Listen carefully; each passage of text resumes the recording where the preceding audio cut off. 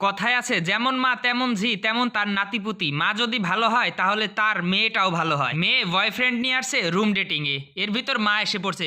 মা তুমি এসে পড়ছো? হ্যাঁ দেখো এ আমার বয়ফ্রেন্ড। মেয়ের মা তখন কল্পনায় দেখতে পেল ছেলে রাতের অন্ধকারে দাঁড়িয়ে আছে, মা স্কুটি নিয়ে দাঁড়িয়ে আছে। এই হিরো যাবে? তখন ছেলেটি ভয়ে ভয়ে তাকিয়ে আছে। মা তুমি এমন ভাবে তাকিয়ে আছো কেন? মনে হয় ওকে আগে কখনো দেখেছো? তখন আবার কল্পনায় দেখতে পেল। কত?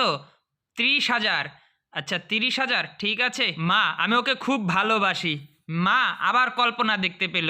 হ্যাঁ ম্যাডাম যাবেন? না হলে আমার আরও কাস্টমার আছে। ওয়াও অবশ্যই রাজি। কত টাকা নেবে? তখন বলল আরে তুমিও তো তাকিয়ে আছো কিভাবে? মাকে কি আগে কখনো দেখেছো? ছেলে আবার চুপ করে দাঁড়িয়ে রইল। আচ্ছা তোমরা দুজন দুজনকে একটু মানিয়ে নাও, হ্যাঁ আমাদের, কারণ বিয়ের পর তো আমাদের বাসায় থাকবে তাই না? আমার তো কেউ নেই, শুধু মা আর আমি, আমরা দুজন একসাথে থাকবো। তখন মা আবার কল্পনা দেখতে পেল।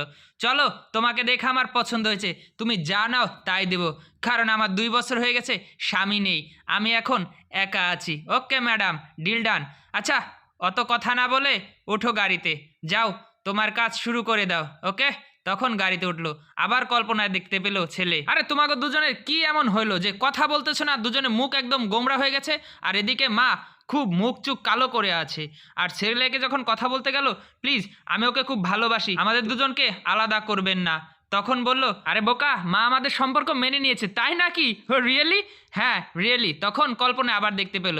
তখন বলল আপনার মেয়েকে যদি আমার সাথে বিয়ে না দেন তাহলে আপনার চরিত্রের কথা আমি বলে দেবো। না না না না না, এসব বলো না, আমি মুখ দেখাতে পারবো না মেয়ের কাছে, আমি তোমার শর্তে রাজি।